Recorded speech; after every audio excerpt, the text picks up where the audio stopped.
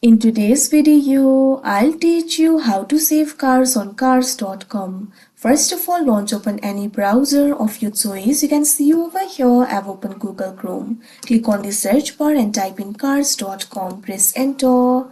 After you do that, you'll be led to the official website of cars.com. Make sure you're logged into your account. So if you want to save the car, what you have to do is simply find the car that you would like to save. You'll be able to see various models of the car right in the home interface. You can simply click on any of these options, or you can also search for the cars if you want. Now after you do that, you'll be able to see the listings over here. What you have to do is simply click on the car that you would like to save.